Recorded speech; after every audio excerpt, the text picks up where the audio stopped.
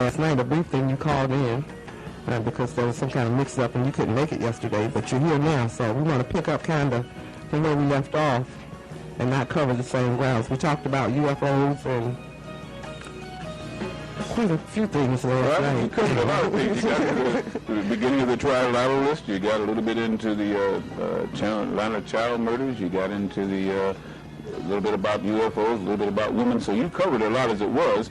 But one thing's for sure, we couldn't get any feedback from the audience. That's true. I'd love to get into that because I'm sure with the kind of controversial things you asked me and the really mundane way I answered them, I know nobody was kind of rocking in their beds and wondering what was happening. So maybe I'll call in. Okay, we'll give them the opportunity to do that. Let's give them a little bit more to think about. I see one of your topics is the electronic diseases. Mm-hmm. And that interests me because I worked with a brother for the city of Atlanta, and he did a study one time on the effect of radar dishes and all that kind of stuff on people. Mm-hmm. And I was amazed. I didn't know, all of the things that it caused to go wrong. And now we're surrounded by electronic devices, electronic security, electronic this, electronic that, all in our houses. What kind of diseases, Well, that's the whole thing, and in fact, I would love to, I'm a researcher too. That's where it starts out. I start out researching a subject, and then I just get involved with it, and because of knowing so many people, they feed me things, and then, it goes on. But electronic diseases, one of the major channels, of course, I won't even go into all of that, had a special on it for a while. They didn't begin to carry it far enough. What they're finding out is that we live in a sea of electromagnetism. The planet is a creature, a live creature, I would say, that has just electromagnetic fields. They have what they call grid fields. Mm-hmm. Energy is flowing from the Earth to the Earth. Every time you see lightning, of course, it's a discharge either from a positive passing cloud, which then pulls negative energy up, or vice versa, a negative charge out to a negative cloud up from a positive ground. We live in a sea of energy. And when we have planes flying through the air, we have radio stations broadcasting, we have TV stations broadcasting, we have microwave ovens, we have refrigerators, which people take, inconsequentially because every home has one. But you have coils in the back there again, and you have refrigerating units using sometimes, again, Freon, per se. Anytime you have a microwave oven in your home or in your kitchen, and you set it anywhere within 20 feet of a refrigerator with those with the Freon flowing through again, there's a jump. And that energy bleeds off into that, gets into the ice making, into the water making. Again, you eat it, you drink it. The same thing with microwaves, of course. The reason why they cook so much is because they use sound, and they speed up the rate of sound. Well, sound, of course, then fries these foods, whatever it is, from the inside out. And, of course, it fills them with radiation right there. They had a big scandal about microwave ovens before they released it, and the companies that they did releasing, they said that they'd got it down to a plus 2 factor, which meant they didn't stop it entirely, but it was a negative type of a thing. It wouldn't be too harmful, so they said. But they have given counts on foods that have been microwaved for rad units, and you can actually count the rad units in microwave foods. So, it goes on and on. Or you pick up a telephone. I've been telling my friends not to eat their food. I take those microwave ovens away. They're not good. It's not good eating that food from it. If that was just the one thing, and our body's immune systems could fight it, great. But then we get the common telephone, which we always use. Now, that's supposed to be very good. And then we get the alarm clock. Okay, well, I do too. But I'm just saying, again, that's why I say that the human system must be very strong. We got the alarm clock that goes off again, especially if it's electric. Well, all of these things plug right into what? Wall units. All of these go to a common pole or ground. The energy jumps past that, and it's just as broken down either with a transformer or with a built-in circuit breaker, and this is the only thing that stops these pulses from coming right into you. So you have constantly energy flows. But where you have 2 of these energy lines crossing anywhere, then you get something that's released that can be radioactive or so. Worse than that, you get along the highways and byways these big overhead tension wires. You have, I've driven doing a lot of driving on the highways, and you have all of these lines that are coming into power stations and power grids. Well, there's a field of energy around that when your car passes through it, and in fact, if you want to note something, get near one of them, go under one of them, and watch the little woodpecker-like sound that hit the top of your car or your van or so on like that. Well, that is actually electromagnetic energy that is not stopping at the hood of your car. It's entering into your body, okay? And if you notice sometimes jumping around, you pass by a TV set. If it doesn't have a good ground on it or so, you see the picture wave, okay? That's because it's bleeding off of you. You can take on a phone that's kind of dead or anything with the battery dead, hold it for a while, and the sound will come up. Why? Because it's working through your electromagnetic field. So as I say, it's just a constant thing. We're bombarded constantly by electromagnetic frequencies. We don't even begin to understand how that accumulates in the body, or potentially is very disruptive to the neuron centers of the brain, can short circuit, and they've even found now, they've made movies to kind of show this, but people don't think that it can jump past the movie stage, where they're certain sensitive, and so that people can be programmed, whereas a telephone call or a subliminal on a TV set can set you off to do things you don't even remember. And somebody says, oh, not me. They've proven you can actually be hypnotized by watching TV, and that's why in many cases they have experimented. People will go to sleep watching TV purposely because they will give a certain metric beat or a certain known beat that matches either the heart rate or some alpha stage that the brain will get into, and pretty soon you're mesmerized. They had things in, I'm still talking about electronic diseases, but I'm kind of shifting over to subliminals. They have had things in the movies where certain tracks in movies, this one that everybody freaked out over, I can't think now can't think of the name of this one now, The Exorcist. Exorcist 1, they tried new techniques. And there was a whole subliminal scene there again where this girl is vomiting up and so on and so forth again, where they said again, be afraid, where they said, this is ghastly. And before the scene came in, they had them peek. Everybody responded pretty much the same way. They had an 85 response unit for the people that just went berserk off of it. That's why the movie sold. And in fact, the guy that was part of that it was proven as part of the Illuminati, the director of that daggone movie. So it just goes on and on and on. But electronic diseases simply means that we have no way of understanding how to take radiation out of our bodies. There are certain herbs and things that can help that. We don't even know how to set up fields, even using basic things as some plants that have deep roots to pull that radiation down, putting that between your TV set and yourself. But other than that, we're exposed to all kind of things, and the end result is with AIDS and cancer and the rest that we get kind of sick and don't even know that one of our attacks might be electronic diseases. Serious thing. I notice the thing that happens to me a lot is when I'm driving and I go beneath a street light, sometimes they go out. Oh? A lot. That's heavy. Huh? You got some psychic power going there, huh? You can't say it's a car. Okay. Other cars don't go out when they go on the street light.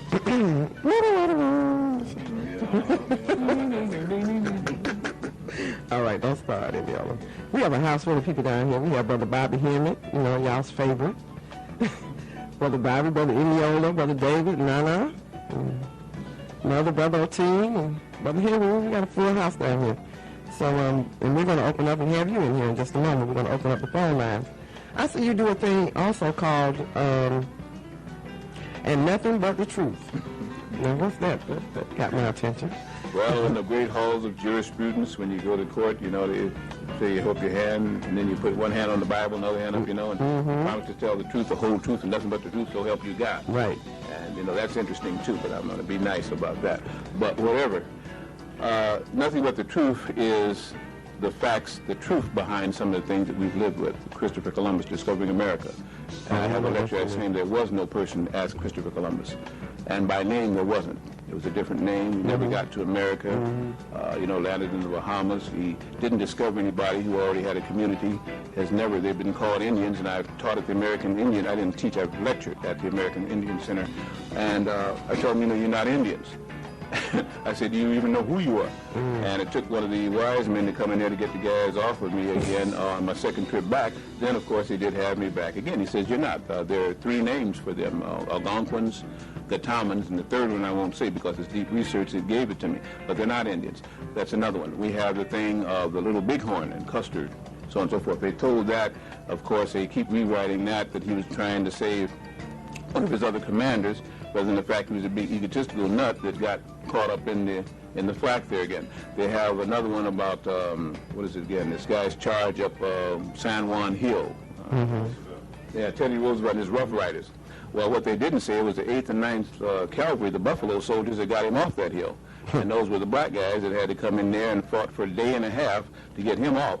At the end of it, the big statement he made was that they can drink from our canteens anytime.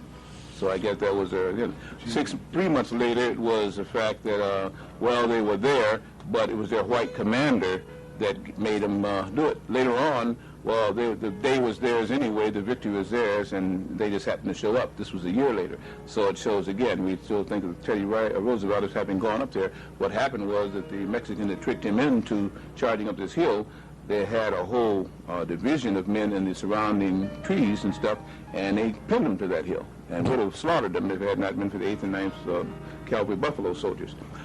We hear about the Chicago fire, you know. I'm just giving some parts of that lecture. I won't give all of them. But that was never told correctly. You hear about Mrs. O'Leary's cow over in DeKoven Street, and, you know, the fire goes on from there, wipes out Chicago.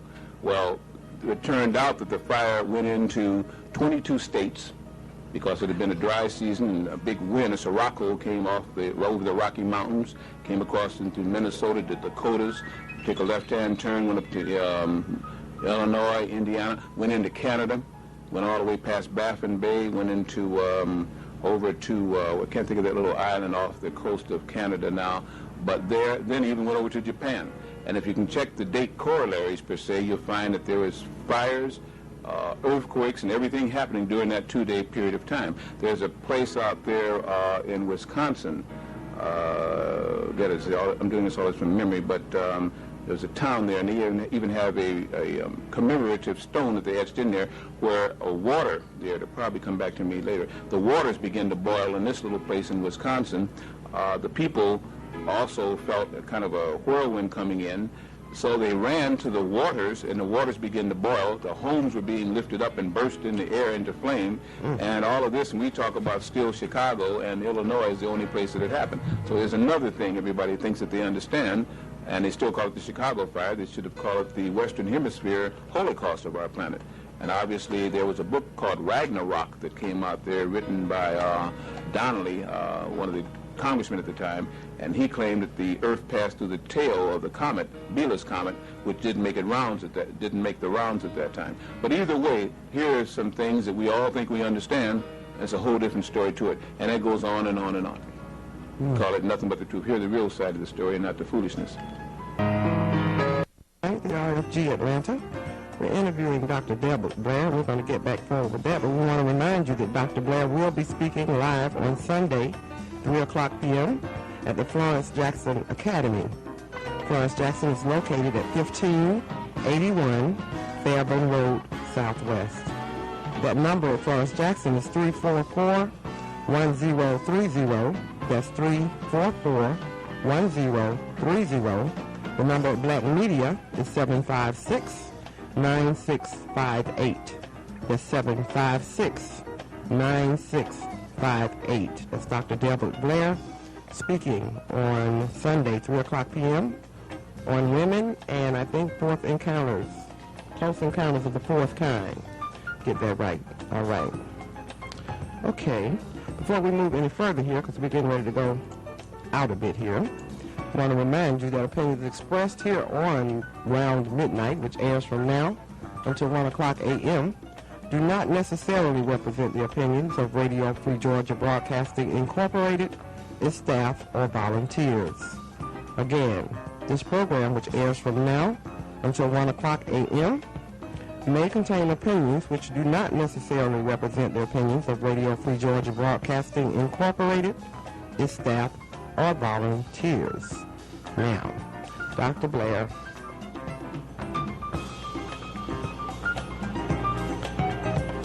Our time is moving on, so we're going to say, I'm going to ask my question, and then we'll open up the airlines. I think Brother Bobby has a question, Brother David has a question, a lot of people have questions, and I'm sure you all do too.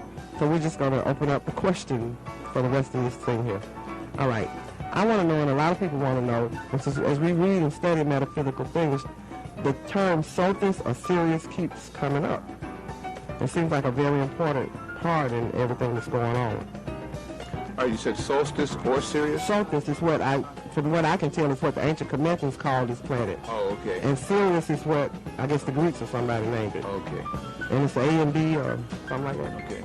Well, in the star maps, the astronomical maps always honor astrology because astronomy actually comes from astrology, as little as we're not told that. They have what they call Canis Major and Canis Minor, which they refer to as the dog stars. The dog stars are part of a combination of a constellation known as Sirius. And the ancient Kemetic people, the ancient Mesopotamian Egyptian people, had a very serious, quote unquote, look at astronomy, which they didn't call astronomy, they called astrology. They said that the stars and the electromagnetic fields from the stars impel, but they do not compel.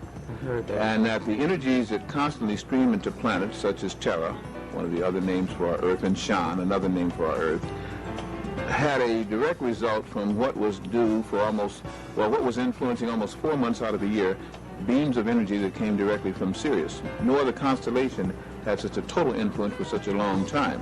Usually their cyclic periods would go at the end of, say, a month, or they would always change with the autumnal or vernal solstice. They also, with all their understanding of astrology, had two stars or two constellations that they really were respectful of. One, they said, was Orion, which they called Sahu the Foolish, or also the Hunter, and the other was, again, Sirius, the dog stars. Now, they claim that the souls of man, progressing from our solar system, and especially those that made their tenure here on Terra, would be influenced greatly if they could make themselves journey, because they believed in reincarnation, and be reincarnated on Sirius. What is very interesting is that we find a lot of negative history about the Pleiadian. And more or less, since the Pleiadian is such a large group of stars, the system in there called Orion. There's a story that says that a main planet there called Tyrantor, from which we get our word tyrant, at one time spread to some 65 solar systems, which was under their control. And that the main planet started off by, as computers began to do the work for people and people had more time, the whole planet, Tyrantor, became just a huge supercomputer, if you would.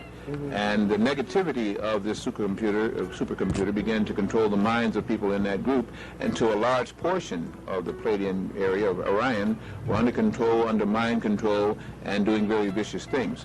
They also said that the people that came from Sirius, in many cases, had ancestors to incarnate here, and that there was a kind of a soul lock together with the progression of these people as they tried to get themselves away and extricate themselves from the brutal history of Earth when they contacted humans and when they contacted what was called the laggards. And I'm not going to give all that away because I want people to come out to the lectures, but that's the term, the laggards.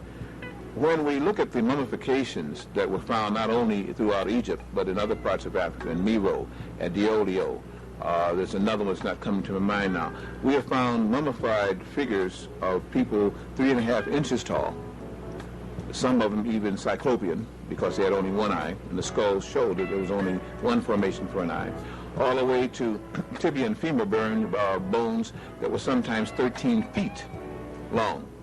Now, you can imagine what a 13-foot-long tibia or femur would make a person using that as just part of the leg bone. So the story that there were giants in the earth, and the giants walked the earth, and that the Atlans and Titans that came supposedly from Uranus, brought here by Martians, and this is how some of these stories read, shows that these people not only believed in there being life in our solar system, but that there being that type of life that was either extricated and made genetically by scientists in laboratories here or were brought by other people. Now, as much as folks are laughing, you'll find now that research is showing that NASA, on many of its probes, even the Apollo 15 mission, found out that we had a 10th planet. They know that there are 12 planets in our system, not 9, and they're just not really releasing that. They even have pictures from one of the planets that one of the satellites, orbiting satellites, took.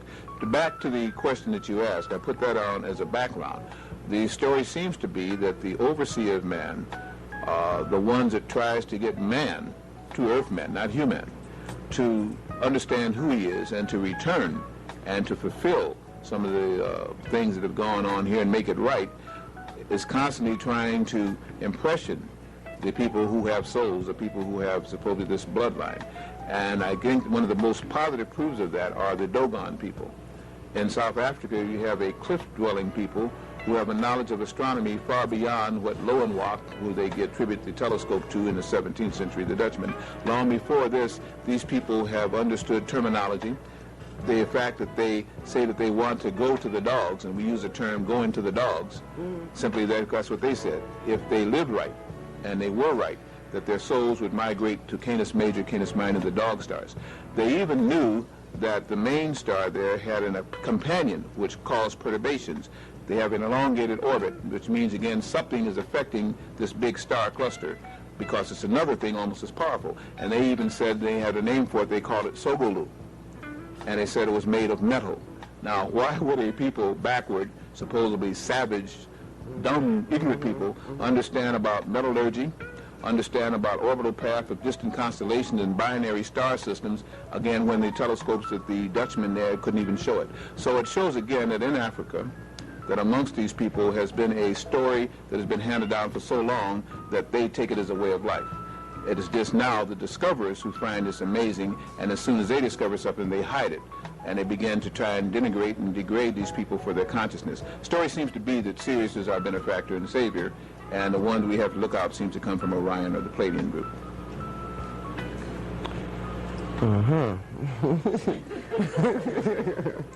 No, because see, this is okay. So it's Orions and the Pleiadians. So the seven sisters, is that Pleiades too? Yes, and also too the seven hills of Rome, and also they have a term called the Kima. If you would take a star map and put the symbols and the flag symbols that different countries use, you will find that they fall over to the vibrations of certain star maps. For instance, the Great Bear. And the Great Bear, when you put that over Russia, then you have other things to fall in line. You have the Condor. They have the song Condor Paso, which had met the flying condor, falls over one of the constellations again that supposedly looks like a condor. The eagle, Saquila, which is again supposedly the symbol for the United. Into the leaving the Aquarian age and going into the New Age, as they say. What is your conclusion of all of this being cleaned up, as the New Age group would say, we going into a fourth dimensional density? What is your views on certain time factors as relating to this moment?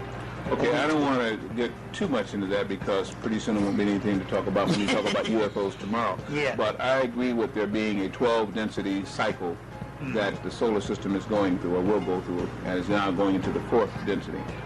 They have different names, Bao, No. In fact, the Noah's Ark concept came from when he went through the Ark of Noah, the Ark of Spey, and so on like this. There are rounds and constellations where when solar systems go through it, they pick up certain vibrations. Where an age ends, or where you have energy from a field that you're going into that has, say, 1,000 planets and maybe 6 or 7 suns, and then you're leaving a field of energy that had a certain way, like we're leaving the Piscean now going into the Aquarian. We're leaving the fish and water fluid to go into the mind and mental age. When you're in between those energy fields or arcs of energy where one overlaps the other, then you're pulled both ways. You're giving up the old to express to the new, and for some that's very difficult. It's as though you would take a still water pond and you drop a rock into it. You see concentric circles that come out from that force. Well, you drop another rock a little bit off and there are circles coming back. Where they get, you get wave motion, you get chaos. And when a planetary system is going from one of these age or densities or energy fields to another, then all of it gets mixed up. That's one of the things that's happening now. That's why so many earthquakes will continue to happen. And of course, with the beast being here, they always augment that. They do weather control and weather modification. But without that, it would be a kind of a serious time, if I can use that fun, to try and get across to the still waters, to try and get into the flow of a new dispensation, per se. I could go further with that. I don't want to because I want to say some stuff. Well, I just don't think even tomorrow, you probably, as much as you know, you can't tell us everything anyway. Hopefully, again, there might be... Give it up, right? There might be some reasons for some classes here. I understand that there are some reasons. Yeah, that's one of the things. Hopefully, we could come back for more lectures and classes and things like this. Well, you got to show if you really, really don't, so that's why I'm asking. I hear that. Well, I know what the Creator teaches. Joke. That's a joke. Okay. That's interesting. Earthman, Human. Yeah. There's a book, or at least there was a book, I don't know if it's still in print, called A Pale Fox. Behold a Pale Horse, and also A Pale Fox. That's Pale right. Fox, about the Dogon. Yeah. Because I was asking for one, and one of the brothers in Chicago... They gave you the horse? Yeah, and I said, wait a minute, and then I said, oh, there are two. You're right, you're perfectly right. Yeah. Well, their team turned me on to that book just in time, because the bookstore said they were out of print, and they didn't know if they could get any more. We got some. You have them? You have some? I'd like to get one before I left, Yeah, we're going to get you one because they had to go all the way to Texas to get a few. You have one, right? You need to pull one from the shelf. Make sure this brother gets one. Okay, good. Make sure he gets one of the books because it is out of print. They said they printed it in. It came into English in '86 from French, and it had been out for about 25 years. It came into English in '86, but they requested at the back of the book. They said that it was very expensive to make, and it would depend on how much people would buy the book, and as a result, it slept, especially on our part, because we were real ignorant at that time. So by the time we got into the knowledge of it, the book was out of print. But God willing, we did get some out of print books, so you'll get one of those. I hear that. Those are some of the best ones. All right. Really, it seems that they, when people start really learning about things, they seem to go out of print. Brother David, you have a question? I like your reference. What are scalar waves? I'm a ham radio operator, okay? So I deal in all of that stuff, but I'm not really sure about scalar waves. I know that I'm not sure about scalar waves. Would it be in a megahertz ratio? You're talking about hertz waves, or? Because I play in that with my ham radio, okay? With ham radio, we do it all. Well, like radio stations, they're calibrated to certain frequencies using megahertz and hertz. Yeah. Big, powerful stations go into megahertz, 50,000 watts of clear station. Scalar waves usually are the fluctuating waves between those. And you pick them up when you're trying to get FM. Sometimes you get a sync, a drop, and then you pick up again. Those are those waves that come through. Well, we, let me not say that. They ignore those waves and try to broadcast past them. The sequence up. Those waves, however, they appeal to the, to the psychic senses. They say that the brain in certain states, in delta, will give off the same kind of waves, only they don't pulse as much. The frequency is less.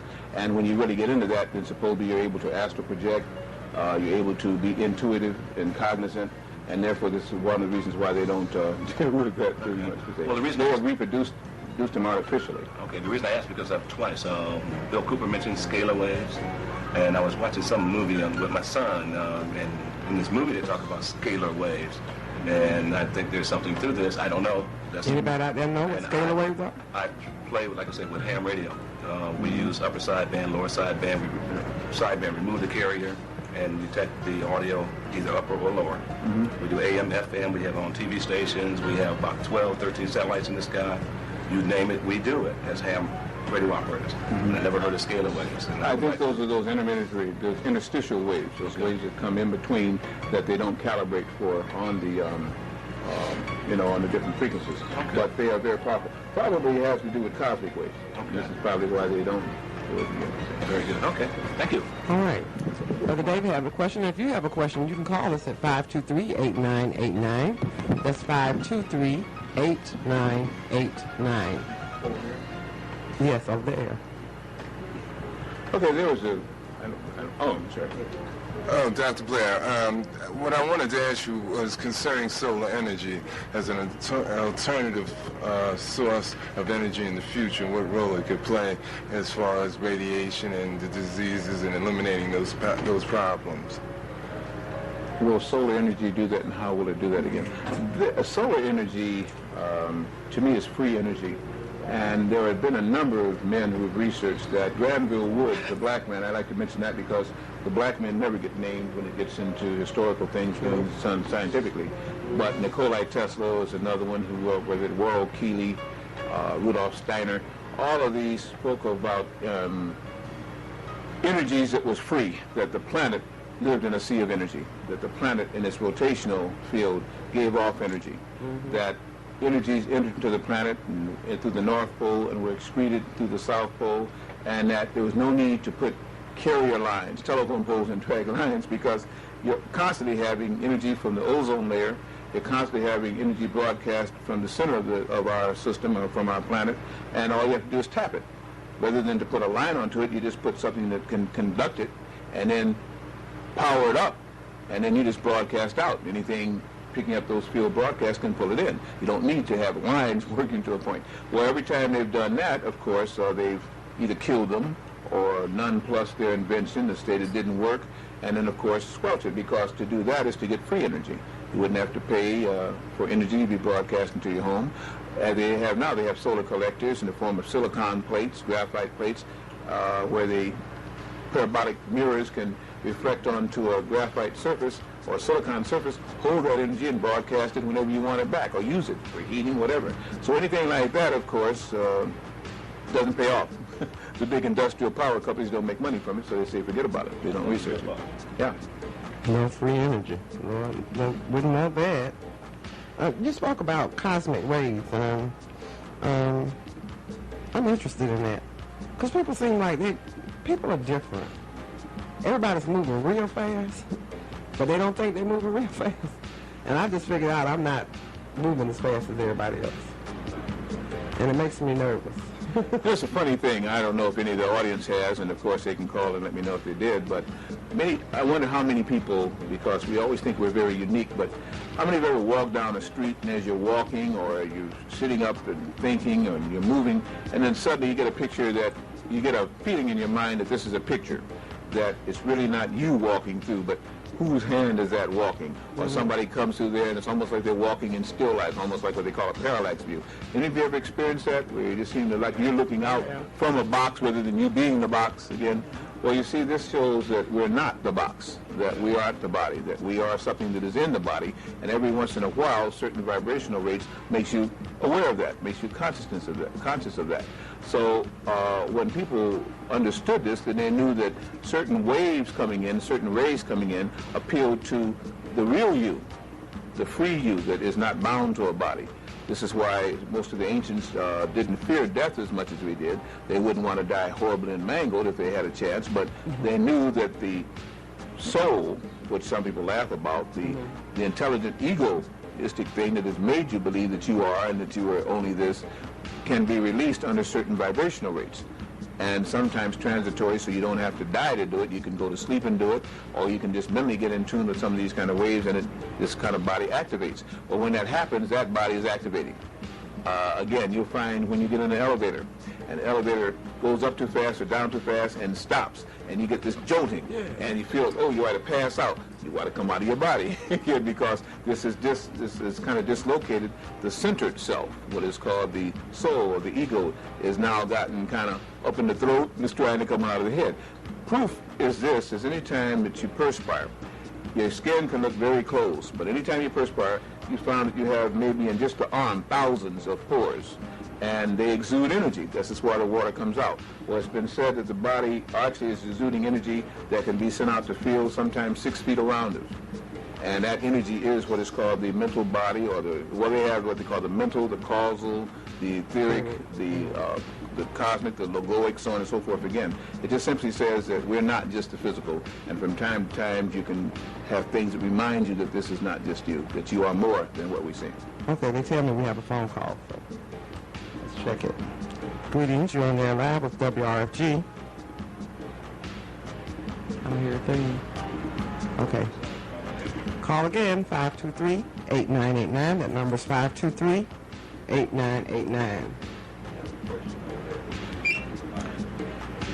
Okay, the question somebody called in, see if I understand. What is hue? Wait, here we go. We'll do that one next. This person here for a long time. Greetings, you're on there live with WRFG. Oh. Greetings. Hello. Okay, y'all. I don't know.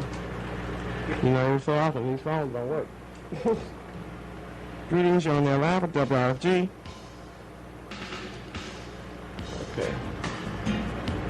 Okay, we're not going to trip out. All right, excuse me, go ahead with your question, because yeah, I'm trying to make sure. They did some kind of live remote thing here today. I don't even know if the phone lines are working. So. Well, somebody's calling, that's for sure. Something is saying here, what is hue as referred to human? Mm-hmm. The caller was always known hue to mean, I don't know if it says slade coal, is it shade coal or Slade code again, per se? Colors, what they are speaking of. The hue. Okay, a hue. Okay. Well, hue or hubris was said to be the one of the gods of the animal kingdom, according to the ancient Egyptian belief or mythology, as it's sometimes referred to. The hue there is HU, simply meaning animal or hue. Whereas hue, H-U-E, refers to colors and to the hue of things and like this. That would be the difference as I understand. All right. Greetings. Is anyone there? Greetings. You're on there live at WRFG. This is not working, Abdul. Keep talking with this. All right. Abdul's going to get it. All the way down the street. No. Up front. Huh? Okay. Well, anyway, the calls are coming in, that's for sure. And they're coming in. All right, let's try it again. Greetings, you're on... Hello? Okay, greetings, you're on there live at WRFG. Yes, my name is Lucius Smith. All right, Lucius. Okay, I have a question The on... mic is on. No, I think it's what happened. It might be feeding off the mic if it's on. Okay, Dr. Blair, he spoke on a lecture about Atlantis. And he was speaking about the grafting, about how the ancients went into the molecular structure of plants and different animals and made certain beasts. And I want to hear more about that. Okay, now I'm not sure. You said it's one of my lectures you heard previously? Yeah, no. And the ancients... I'm sorry? Yes. And the ancients did what now? They went into the molecular structure of plants and animals. And I think you were speaking, you said something about his speculated history.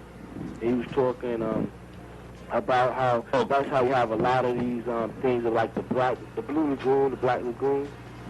Okay, yes. In fact, there's a lecture I do now called Gene Illogicals Beyond Jurassic Park. I call it the logical results of illogical gene manipulation. It's just that we seem to be repetitious on this planet, and once the scientists begin to feel that they're God, or feel that they are the creator, I think is a better word, they forget that they aren't. And then they have the gene splicing and the cloning and the phyto manipulation to pay. There seems to have been a time, some refer to it as Atlantis, a kind of an overworked title now, and another is Lemuria, when on our planet they also don't talk about Hyperborea. That's another one that seems to have kind of escaped their minds. But where these men or women or these people got into gene manipulation, phyto manipulation, they state that they cannot clone. They were cloning at the University of Chicago way back in 1947. The whole idea is that what they say they can't do, they are trying. And without a spiritual self, you try anything. And, you know, let the chips fall where they may. On that lecture, I have pictures of people who look like horses, like bats, like spiders. They even go into the plant kingdom, per se.